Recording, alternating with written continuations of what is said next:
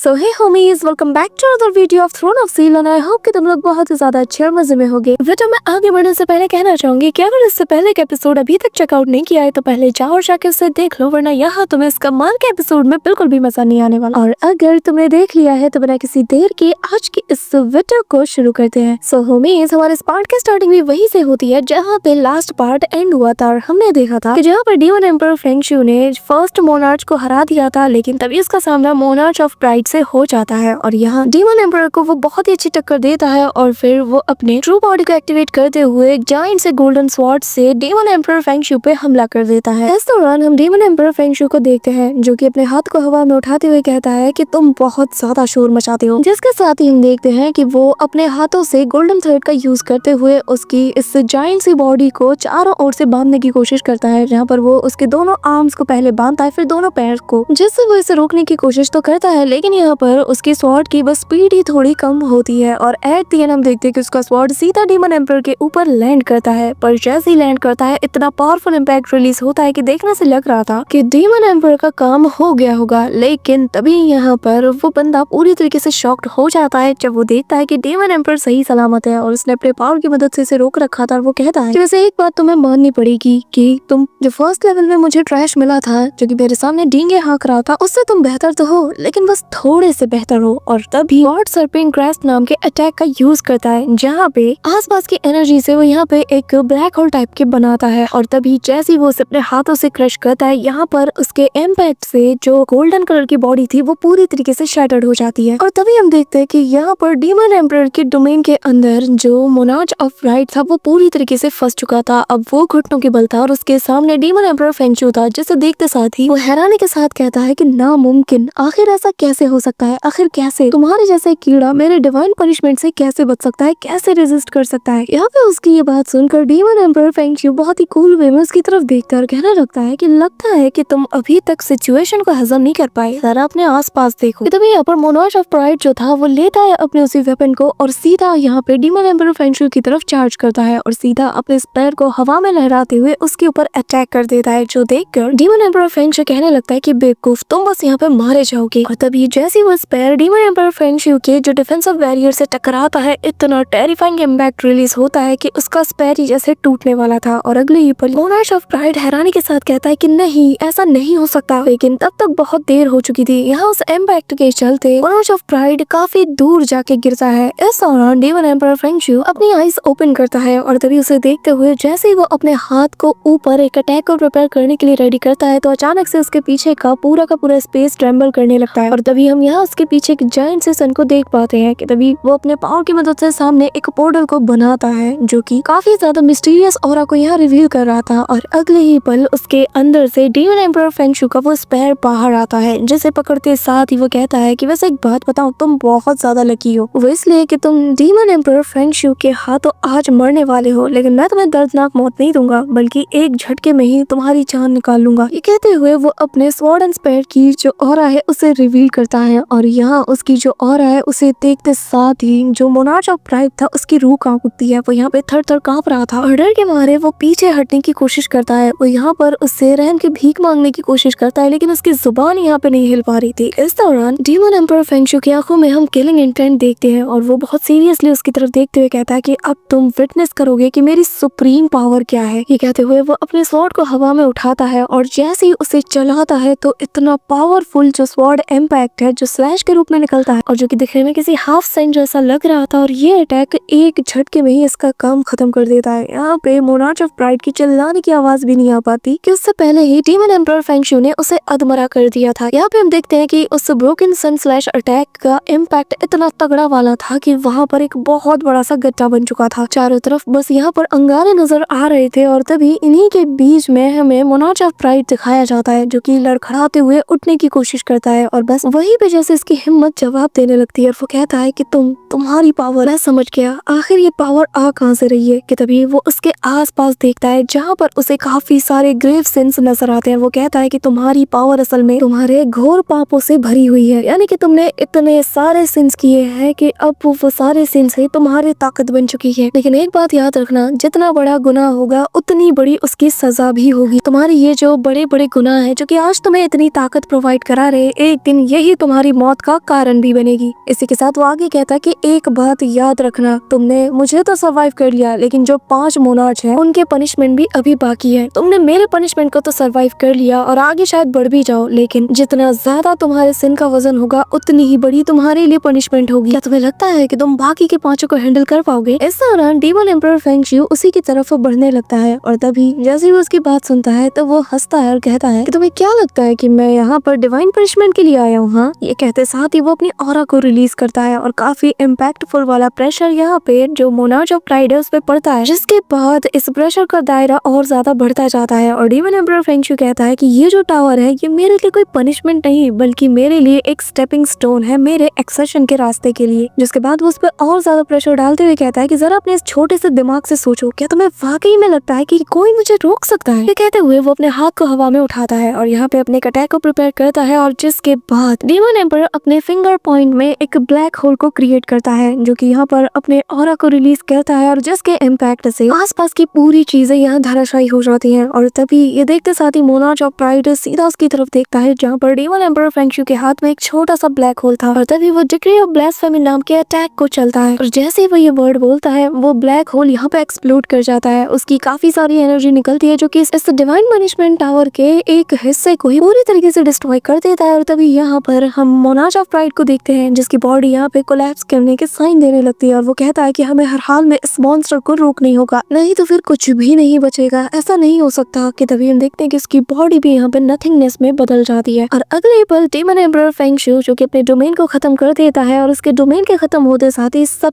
कुछ यहाँ से गायब हो चुका था, यानी कि डीमन एम्परर फेंगशिu ने सेकंड मोनार्च को भी हरा दिया। इसी के साथ यहाँ पे डीमन एम्परर आगे बढ़ता है और अब वो थर्ड लेयर में जैसे पहुंच जाता है जहाँ पर उसका थर्ड ट्रायल होने वाला था, यानी कि थर्ड पनिशमेंट। और यहाँ तभी हम सामने मौजूद एक ऑल्टर का सीन देखते हैं जिसके अंदर से एक हाथ बाहर आता है और धीरे धीरे करके एक फिगर बाहर आने लगता है और वो कहता है कि क्या बात है, यहाँ तक कि मोनार्च ऑफ प्राइड भी तुम्हें नहीं रोक पाया, तुम उसके जजमेंट से भी बच के यहाँ तक आ गए। यकीन नहीं होता कि प्राइड का जजमेंट भी तुम्हें नहीं रोक पाया। तो अगर प्राइड तुम्हें नहीं जज कर पाया, नहीं रोक पाया, तो तुम्हारा एनवे यानी कि जेलसी के बारे में क्या ख्याल है? और ये कहते साथ ही वो यहाँ पे चुटकी बजाता है और तभी डीमन एम्परर फेंगशिu जो कि इसी की तरफ बिना कुछ कहे बढ़ रहा था अचानक से जमीन से भाप निकलने लगती है और ऐसा लग रहा था कि वो किसी रिवर के ऊपर से फ्लोट करता हुआ आ रहा और तभी उसके अंदर से धीरे धीरे करके काफी सारे हाथ बाहर आते हैं जो कि डीमन एम्परर फेंगशिu को पकड़ने लगते हैं और ये सभी उन लोगों की सोल्स हैं जो कि काफी ज्यादा जेलस फील करते थे। अब यहाँ पे वो बंदा आगे कहने लगता है कि जो इंसान का दिल है ना वो बिल्कुल काले समुद्र की तरह है और ये जो फीलिंग है ना जेलसी की, हसद की, जलन की, ये उसके और ज्यादा गहराइयों में बसता है और यही चीज इंसान को अंदर से खा जाती है। ये कहते साथ ही हम देखते हैं कि मोनार्च ऑफ एनवे अपनी पावर को रिवील करता है और हमें बताया जाता है कि ये थ्रोन ऑफ 7 सिंस में से ही एक मोनार्च है जैसे कि मोनार्च ऑफ एनवे कहा जाता है और इसकी जो एबिलिटी है इससे तो जो बाकी के मोनार्च है ना वो भी बहुत ज्यादा डरते हैं। इसी के साथ वो बताता है कि जेलसी इंसान की वो कमजोर ताकत जो कि उसकी गहराइयों में बसी होती है, उसकी सोल के निचली सतह में ये होती है और जो कि अगर इंसान में हावी हो जाए ना तो इसकी हड्डियों का चूरा तक बना सकती है। अब यहाँ पे हम देखते हैं कि डीमन एम्परर फेंगशिu उसकी बात सुनकर स्माइल करता है और एक झटके में ही उसके आसपास जितने भी जेलस सोल्स थी ना उन सभी को मिटा देता है। ये देख कर तो जो मोनार्च ऑफ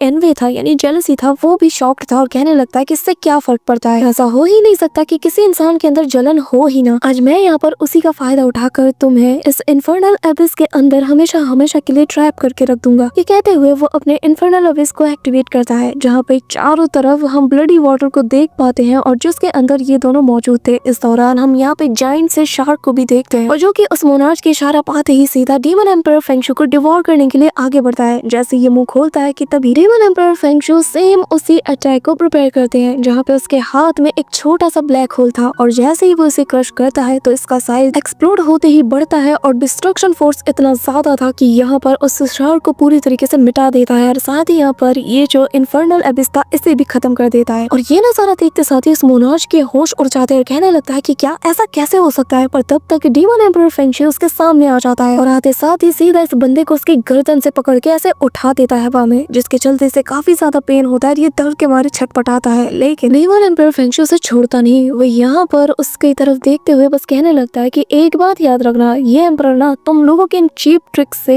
अब बहुत ही ज्यादा तंग आ चुका है। तुम लोग मेरे कीमती समय को बस बर्बाद कर रहे हो। ये कहते हुए वो अपनी पावर को यूज करता है और बस अगले ही पल एक झटके में ही यहाँ पे जो मोनार्च ऑफ एनवी था उसका काम तमाम हो जाता है। उसकी बॉडी बेजान हो जाती है और डीमन एम्परर उसे मसल के रख देता है। इसी के साथ डीमन एम्परर फेंगशू उसकी बॉडी को वहीं पे गिरा देता है और फिर आगे जाते हुए कहने लगता है कि चलो एक गेम बनाते हैं। ये जो खेल तुम लोग मेरे साथ खेल रहे हो ना, इसे और ज्यादा इंटरेस्टिंग बनाने का मेरे पास एक बहुत अच्छा प्लान है। ये कहते हुए डीमन एम्परर उसके ऊपर पैर रखता है और आगे बढ़ जाता है और तभी वो कहने लगता है कि इस तरह एक एक करके मेरे सामने आकर मेरा वक्त जाया करने से अच्छा है मैं तुम सभी को अलाउ करता हूँ कि तुम सभी लोग एक साथ मिलकर मुझ पर हमला करो और फिर मुझे तुम लोग रोक के दिखाओ। ये कहते साथ ही डीमन एम्परर अपने हाथ को हवा में लहराता है और तभी वो यहाँ पर जैसी मुट्ठी टाइट करता है, यहाँ पर एक स्ट्रॉन्ग प्रेशर पड़ने लगता है जिसके चलते बाकी के लेयर्स भी टूट जाते हैं और जहाँ पर अलग अलग मोनार्च मौजूद थे थ्रोन ऑफ सेवन सिंस के, वो सभी लोग एक साथ इस पावर को फील कर पाते हैं। यहाँ तक कि उनके ट्रेजर्स को भी वो पूरी तरीके से चकनाचूर कर देता है जिसके चलते ये लोग गुस्से में इसके सामने आ जाते हैं और एक एक करके जैसे ही बाकी के जो मोनार्च अपीयर होते हैं तो उनमें से एक बंदा आते साथ ही कहने लगता है कि आखिर तुम्हारी हिम्मत कैसे हुई हम मोनार्च को ऐसा प्रोवोक करने की, या तुम्हें यहाँ पे मरना है? अगर हाँ तो उम्मीद करता हूँ कि तुम मरने की पूरी तैयारी करके आए होगे। यहाँ पे हम देखते हैं कि हमें 3 मोनार्चेस को दिखाया जाता है जिनमें से जो लेफ्ट में होता है उसका नाम है मोनार्च ऑफ ग्रीड और जो बीच में है उसका नाम है मोनार्च ऑफ ब्रेथ और जो लास्ट में यानी कि जो राइट साइड में है उसे मोनार्च ऑफ स्लॉथ कहा जाता है। और यहाँ पे ये तीनों आते साथ ही अपने पावर्स को एक्टिवेट करते हैं और सीधा डीमन एम्परर फेंगशू की तरफ देखते हुए कहते हैं कि तुमने हम तीनों को एक साथ प्रोवोक करके बहुत बड़ी गलती कर दी। जो सुनकर डीमन एम्परर फेंगशू कहता है कि अच्छा ऐसी बात है क्या, और तभी ये तीनों उस पे टूट पड़ते हैं जिन्हें देखकर डीमन एम्परर फेंगशू बहुत ही कामली वे में अपने दोनों हाथों को हवा में उठाता है और मानो ऐसा कर रहा था जैसे कि स्पेस को वो चीरने की कोशिश करता है और उसके ऐसा करते ही वहाँ का जो स्पेस होता है उसमें एक बहुत बड़ा सा क्रैक बन जाता है और उसके क्रैक बनते साथ ही स्ट्रॉन्ग प्रेशर सीधा इनकी तरफ आने लगता है और जैसे ये लोग उसे फील करते हैं ये सब के सब वहीं फ्रीज हो जाते हैं। पूरा का पूरा ये जो पैलेस था ये भी अब धराशायी होने लगता है और तभी एक जायंट सा पिलर वहाँ गिरता है। इस दौरान तीनों मोनार्च में से कहता है कि नहीं ऐसा नहीं हो सकता, ऐसा कैसे हो सकता है, हमने आज तक इतने बड़े गुनहगार को कभी भी फेस नहीं किया है, आखिर इसके गुनाह क्या है कि जिसके चलते इसकी ताकत इस कदर बढ़ चुकी है। अब दूसरा मोनार्च कहने लगता है कि इस दुनिया में ऐसा कुछ भी नहीं है जो कि तुम्हारे इन गुनाहों को मिटा सके, उन्हें साफ कर सके, आखिर तुम क्या चीज हो। इस दौरान इससे पहले कि ये लोग कुछ भी कह पाते लगातार ये जो प्रेशर है ये इनके ऊपर पड़ने लगता है और अब ऐसा लग रहा था कि इनकी जो बॉडी है उसे भी ये डिस्ट्रॉय कर रहा और ये लोग पीछे खिसके चले जाते हैं। कि तभी हम देखते हैं कि आसपास के जो मोनार्च थे उनकी बॉडी तो यहाँ पे कोलैप्स करने लगती है और उनका जो ट्रू फॉर्म था वो तो पलक झपकते ही यहाँ पे कोलैप्स कर जाता है और नथिंगनेस में बदल जाता है। इस दौरान हम देखते हैं कि जो सेंटर वाला मोनार्च था वो कहता है कि तुम्हारे जो गुनाह है ना तुम्हें इनकी कीमत तो चुकानी ही पड़ेगी और तुम्हें और तुम्हारे गुनाहों को आज हम अपने साथ यहाँ इसी टावर के अंदर दफन करके रख देंगे ताकि पूरी दुनिया तुम्हारे जैसे गुनहगार से बच जाए। यहाँ पे ये कहते साथ ही वो बंदा अपने मास्क को भी उतारता है और तभी वो यहाँ पर खड़ा हो जाता है और अपनी ट्रू ऑरा को रिलीज करते हुए कहता है कि तुम यहाँ से बच के नहीं जा सकते और तभी वो divine punishment of eternal termination का यूज करता है। लेकिन डीमन एम्परर को इन सबसे तो कोई फर्क नहीं पड़ता, वो लगातार आगे बढ़ता रहता है कि तभी यहाँ पर हम देखते हैं कि यहाँ पे इस मोनार्च ने बाकी के मोनार्च के पावर्स को कंबाइन किया था और 3 लोगों का कंबाइंड डिवाइन पनिशमेंट इस पे लैंड होता है जहाँ पे हम 3 घोंसले स्कल्स को देख पाते हैं जो कि तेजी से आते साथ ही रोर करती है और जिसके चलते डीमन एम्परर भी वहीं रुक जाता है। और अब ये जो घोंसले स्कल था ये तेजी से डीमन एम्परर फेंगशू की तरफ चार्ज करता है जिसके चलते डीमन एम्परर फेंगशू का जो ऑरा है वो भी कहीं ना कहीं सप्रेस होने लगता है। लेकिन जब डीमन एम्परर इसे अपनी तरफ आता हुआ देखता है तो कहने लगता है कि क्या गुनहगार और मैं, मुझे इस बात की कोई परवाह नहीं। और तभी